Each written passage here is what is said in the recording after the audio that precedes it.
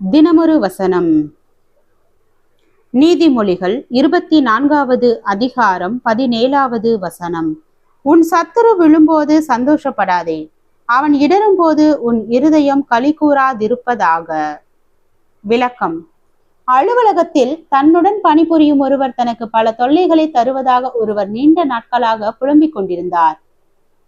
ஒரு நாள் அவர் மிகுந்த மகிழ்ச்சியுடன் வந்து, பிரதர், ஒரு நல்ல செய்தி, எனக்கு தொல்லை தந்து கொண்டிருந்த அந்த நபர் தண்டனை காலமாக இடமாற்றம் செய்யப்பட்டு விட்டார் என்று கூறி மிகவும் குதூகலித்தார்.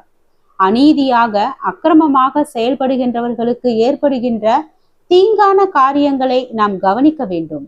அதன் மூலம் தவறான செயல்கள் தண்டனைகளை கொண்டு வரும் என்ற விழிப்புணர்வை பெற வேண்டும்.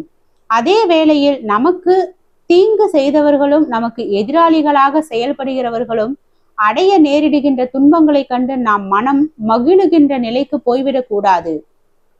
மற்றவர்களுக்கு நிகழுகின்ற வேதனைகளை கண்டு நாம் ஆனந்தம் அடைவது அவர்கள் மேல் நாம் கொண்டிருந்த வெறுப்பின் அளவையும் அவர்களின் வீழ்ச்சிகளின் மேல் நமக்கு இருந்த தனியாத ஆசையையுமே வெளிப்படுத்தும். அதனை தேவன் வெறுக்கின்றார். ஆபிரகாமுக்கு மன மடிவு உண்டாகும்படி செல்கட்டு சுயலாப கண்ணோட்டத்தோடு பிரிந்து சென்ற லோத்துவுக்கு ஒரு துன்பம் நேரிட்ட போது ஆபிரகாமின் உள்ளம் குதூகலம் அடையவில்லை. கர்த்தர் சரியான பாடம் புகட்டினார் என்று நினைக்கவில்லை. அதற்கு பதிலாக அவன் மனதுருக்கத்தோடும் அவனை மீட்க வேண்டும் என்ற ஆசையோடும் சென்று அவனுடைய துன்பத்தில் உதவி செய்தான். தாவீதிற்கு சவுல் ராஜா பலவித இன்னல்களை கொடுத்தான். சவுலினால் தாவீது அடைந்த உபத்திரவங்கள் கொஞ்சமல்ல. ஒரு நாள் சவுல் வீழ்ச்சி அடைந்து மரித்தான். அதற்கு முக்கியமான ஒரு காரணம் நீதிமானாகிய தாவீதுக்கு விரோதமான சவுலின் துன்மார்க்க செயல்களே.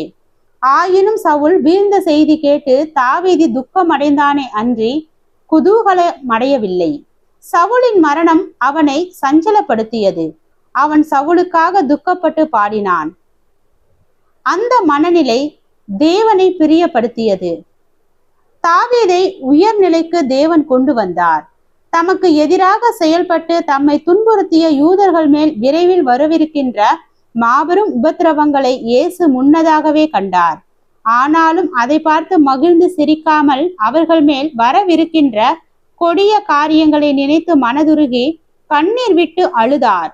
நமக்கு தீங்கு இழைத்தவர்களுக்கும் நன்மையை எதிர்பார்ப்பதுதான் கிறிஸ்தவம்.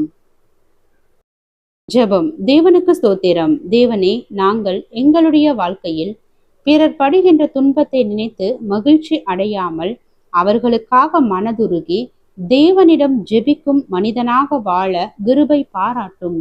ஆமீன்.